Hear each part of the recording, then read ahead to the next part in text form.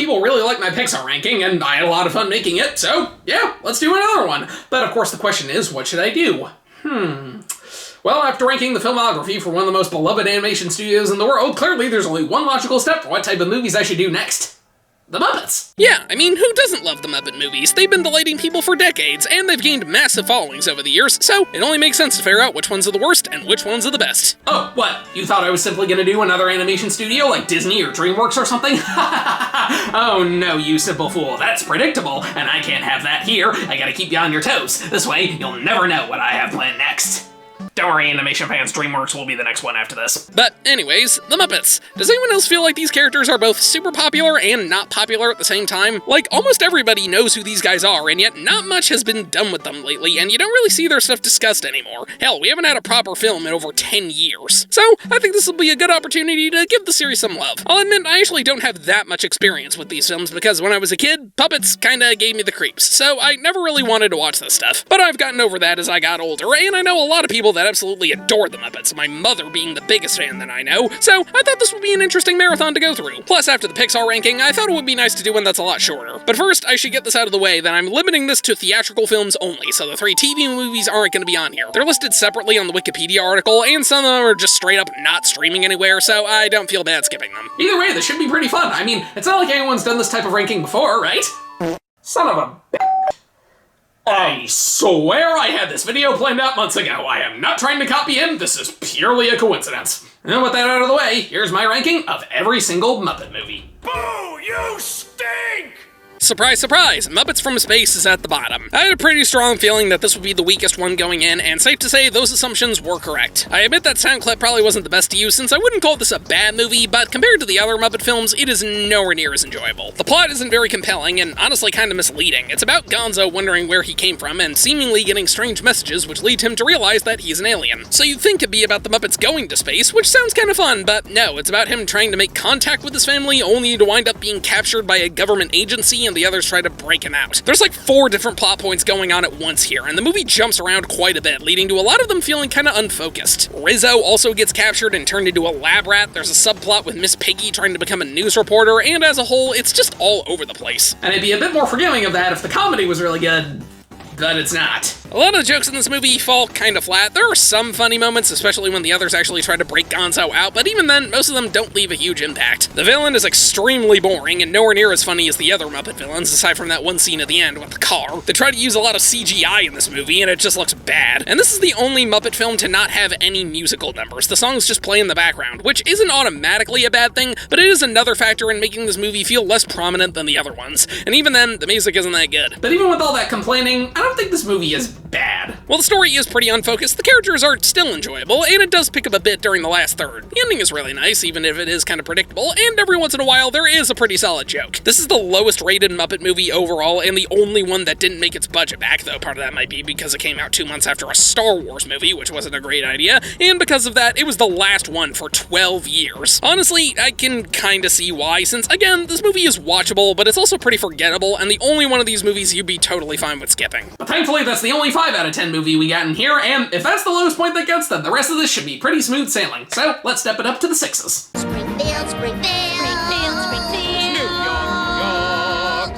New York. New York is that way, man. So, for some reason, this is the only Muppet movie that's not on Disney+, and I don't know why. Okay, Muppets from Space isn't on there either, but I know it was until it got moved to Hulu because of that weird bundle thing, and then it was just completely removed from both entirely. God, I hate streaming. But yeah, I just felt like pointing that out. Anyways, this movie isn't all that great. It's not a bad movie, but it is kinda underwhelming. It isn't as emotional as the more heartfelt Muppet movies, and it isn't as funny as the more comedic ones, so what we get feels kinda like a lesser version of the original Muppet movie. I think my biggest problem with this film is the plot. It's not bad, but I think some of the choices were kinda weird. It splits up almost everyone for the majority of the movie, so the only ones that really play a big role in the story are Kermit, Piggy, and kind of Rizzo. Everyone else just kinda leaves for a bit and then comes back at the end, which is odd. The half-love triangle between Kermit, Piggy, and Julia is pretty lame. There's a random Muppet baby scene in the middle, which connects to absolutely nothing, and I think Kermit getting amnesia at the end is extremely forced since it comes pretty much right out of nowhere. It's resolved fairly easily, and we don't really get to see much of them preparing for the show, which is the main goal of the movie. But with that out of the way, I do think this movie is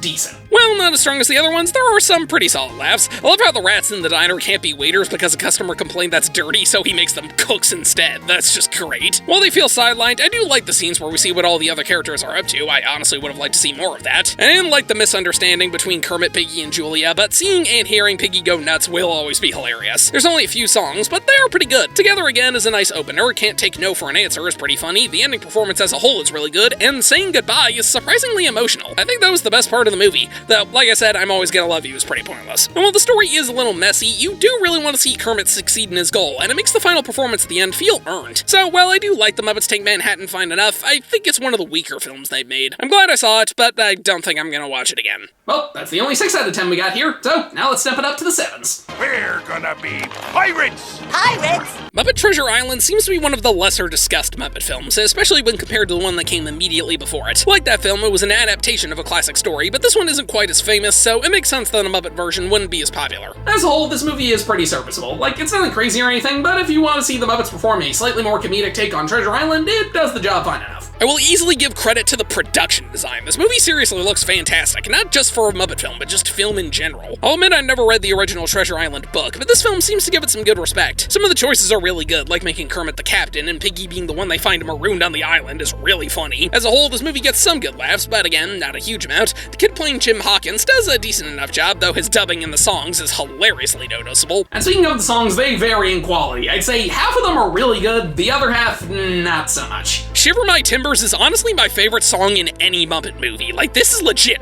really good. The melody's catchy, the lyrics are cool, the vocals sound really intense, the instruments are great, it's just really awesome. This is seriously my favorite scene in the movie, which is a little disappointing since it's the opening, but whatever. A Professional Pirate is an awesome villain song, and Love Let Us Hear is actually really nice. But Something Better is really generic, and like I said, the dubbing is crazy distracting, Sailing for Adventure is Cabin Fever is completely pointless, and I barely remember Boom Shakalaka. Yeah, I'm sorry, but aside from a couple musical numbers, this movie overall is just kind of average. I mean, is there really anything truly exceptional in here?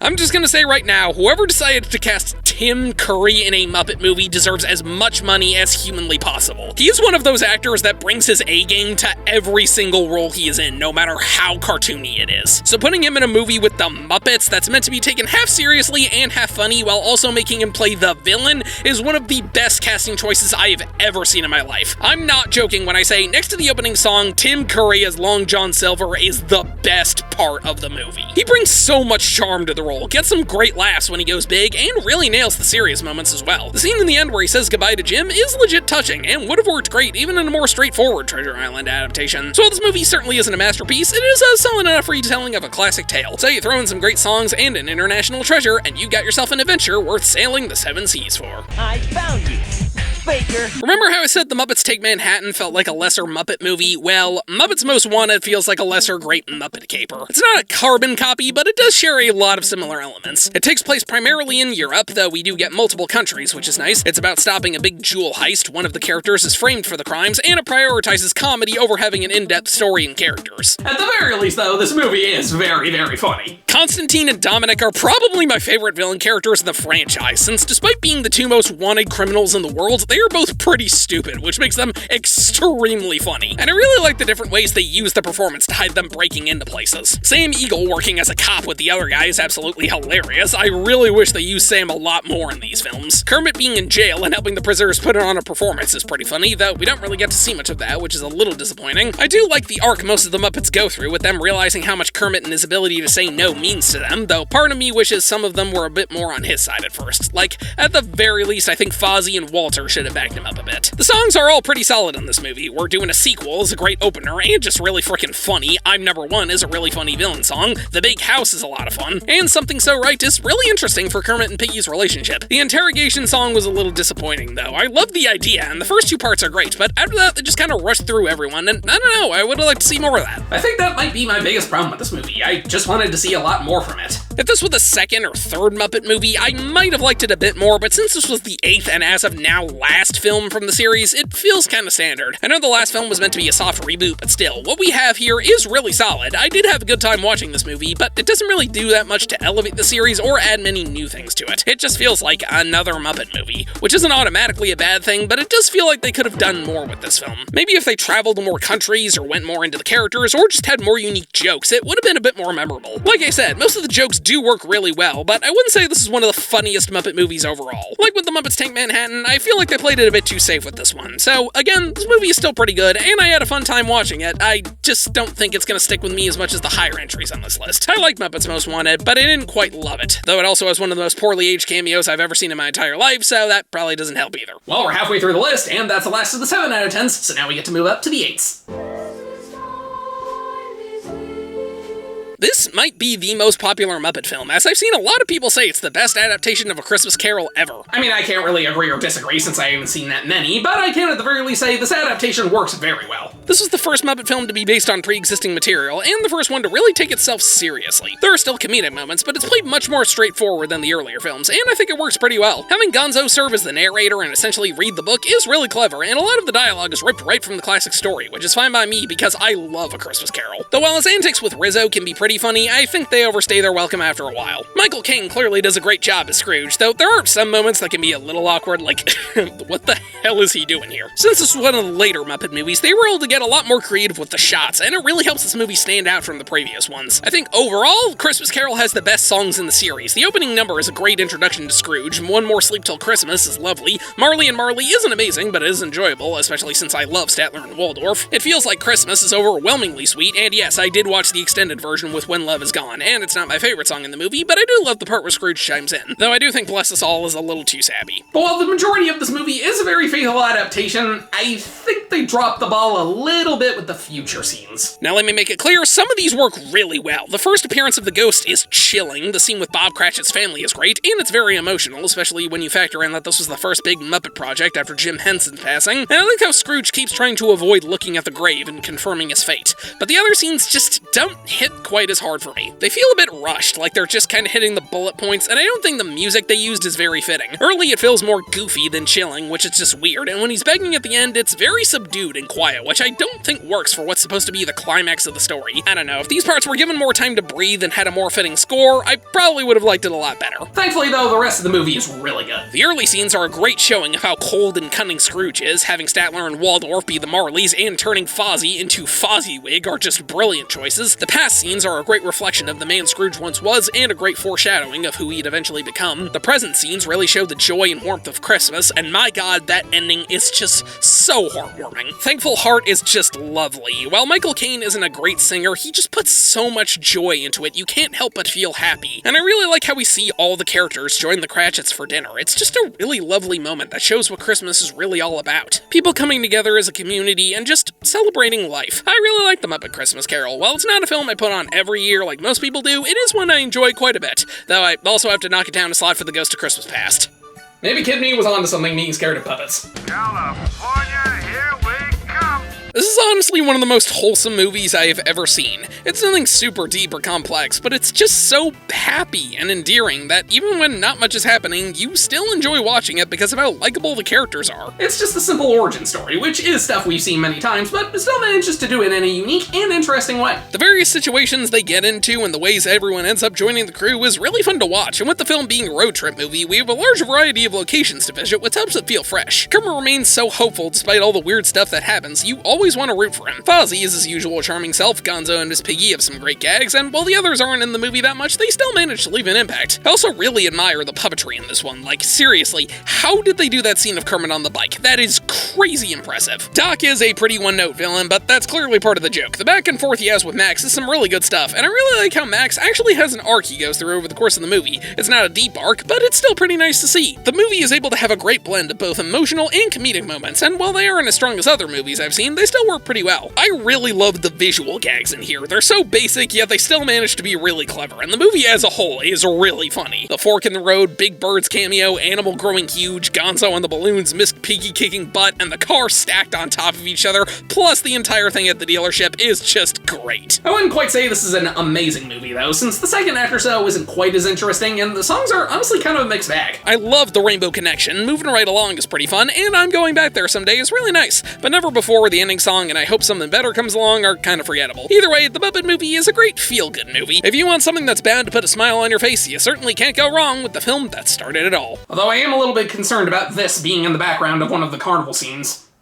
Why is that there? That's when I decided to become a detective. I think The Great Muppet Caper might honestly be the funniest Muppet movie ever. The story really takes a backseat in this one to put more emphasis on the comedy, and I am completely okay with that because the jokes in this movie just keep on coming, and almost all of them land. From the beginning, they make it clear this movie isn't meant to be taken seriously at all, and they break the fourth wall continuously, which I know people say is overused now, but I've always enjoyed it, and it wasn't something you saw as often back then. Even something as simple as saying Kermit and Fozzie are identical twins is just so stupid that it's great. I love them having to ride with the plane's luggage and literally getting thrown out, the Happiness Hotel being so run down and the Lineabout sneaking out in the middle of the night, the villain being such a bumbling idiot, Miss Piggy breaking into the house of a dead parrot guy from Monty Python, and the whole routine with him and his maid. This movie is just a non-stop barrage of gags and jokes, and I am all for it because the entire thing is hilarious. Sadly though, while this movie has some of the best comedy in the Muppet movies, I think it has some of the weakest songs. I honestly don't remember any of these very well. Hey, a movie is funny on paper, but not very catchy. Happiness Hotel is alright. Stepping Out with a Star is whatever. Nightlife is eh. Couldn't We Ride is forgettable. And Miss Piggy's Fantasy isn't very interesting. The only one I think is kinda solid is The First Time It Happens, and even then, it's not great. Since the story is really basic, the songs don't really further the plot, and I honestly don't find them very catchy or memorable either. The song numbers in this movie honestly feel like filler to me. You could have cut them out, and you honestly wouldn't miss much. Though, I might be being a bit harsher because they take away from the incredible jokes that this movie has. There are still some good visual gags in most of them, but nowhere near as good as the rest of the movie. But I'm totally willing to forgive that and enjoy everything else. While the story is basic and not a major focus, it still works just enough to keep you invested, which just means the jokes hit that much harder. From the visual gags to the dialogue to the timing to the delivery, almost every aspect of comedy is done amazing here. Objectively, this should probably be a couple spots lower, but I have to put it this high simply due to how much joy it brought me. If I were to watch any of these movies again, this would easily be one of my first choices, because it is one of the funniest things the Muppets have ever made. However, there is one Muppet film that managed to top this. It's the only one of their projects I would give a coveted 9 out of 10, and if you know your Muppet films, I think you know exactly which one it is.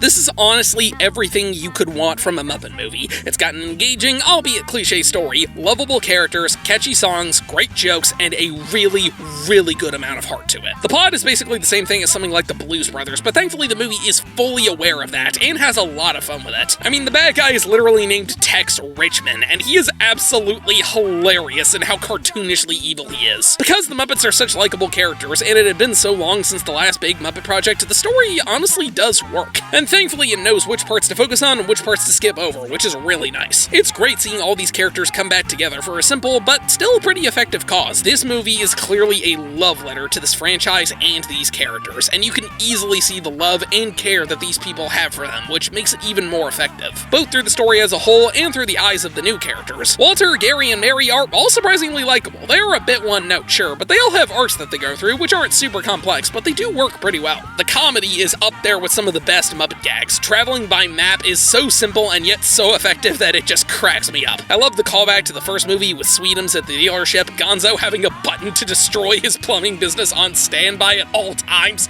is freaking hysterical. And everything involving them kidnapping Jack Black had me howling. But this movie doesn't just have really strong comedy, it also has some genuinely great emotional moments. The opening montage with Walter and Gary is actually really touching and feels super genuine in showing their growing love for the Muppets. Kermit reminiscing about the old days is honestly kind of beautiful, and the entire telethon at the end is just fantastic. Of course, we get a lot of great acts from most of the characters, and Walter finding his talent in whistling is really nice, but nothing compares to easily the best part of the movie. Kermit and Piggy reconcile after spending all these years apart and realize realize just how much they really care for each other. They then go out on stage to perform a duet together, and what's the song they sing? The Rainbow Connection. Like I said, this movie is an absolute love letter to these characters, and this scene is the prime example of that. It honestly almost got me tearing up. Speaking of which, the songs in this movie are great across the board. Life's a Happy song may seem kinda cheesy, but I think it serves as a great way to bookend the film. Me Party is really fun, and a nice look into Mary's character, Pictures in My Head, as I said, is really touching, and the paintings literally coming to life is super clever. Let's Talk About Me is ridiculous, but that's clearly the point, which results in it being hilarious. And of course, Manor Muppet is fantastic. This song won an Oscar for a reason. Though I think some of the pre-existing songs were a bit of a strange choice, and I certainly could have lived with that We Built This City. God, I don't like that song. Aside from that, I only have one kinda big issue with this movie, and it's that the ending really feels like a cop-out. Like I said, the story is really cliche, but the movie is pretty aware of it. You think the telethon is gonna raise the money, but of course Richmond sabotages them right at the last minute, only to reveal they weren't even close to hitting their goal, which is honestly really funny. But then Kermit says it doesn't matter, they'll be okay. Even if they've hit rock bottom, they can still work their way back up, which is really interesting. I like when movies do stuff like that. That's part of why I like Monsters University so much, and the fans cheering them on shows that they are gonna be okay, even without the studio. But then, literally during the credits, they get the studio back and everything turns out fine. I will admit the way they do it is pretty funny, and a continuation of an earlier scene, which is great, but I still find this a little disappointing. I feel like if you're gonna do an ending like this, you gotta go all the way with it. If you're not gonna commit, then just don't have it at all. Do something different instead. I know why they did this, it's so the franchise can continue, and like I said, it is pretty funny, but I do find it a little disappointing. But that's the only real problem I have with the Muppets. The rest of this movie is just absolutely delightful. Much like how Muppets from Space is the least successful Muppet film from a critical and commercial standpoint, The Muppets is the most successful, and I am very happy to see that. Because if you ask me, this is the absolute best film to ever come from this wonderful group of talking socks. And there you have it, that's all the Muppet movies, or at least all 8 theatrical ones anyway, and safe to say, this is a pretty solid film series. While not all of these films are amazing, they do at least have some charm to them, and a large part of that is because of these great characters. I really hope they make a proper comeback soon, since I had a fun time going through all these movies. I mean, aside from a Disney Plus special that I heard was good, and a few shows that only got 1 season, there haven't been any big Muppet projects in a decade, and I hope that changes. Because no matter what these guys go through, people will almost always be sure to come back for more. Thanks for watching, and don't let the door hit you on the way out.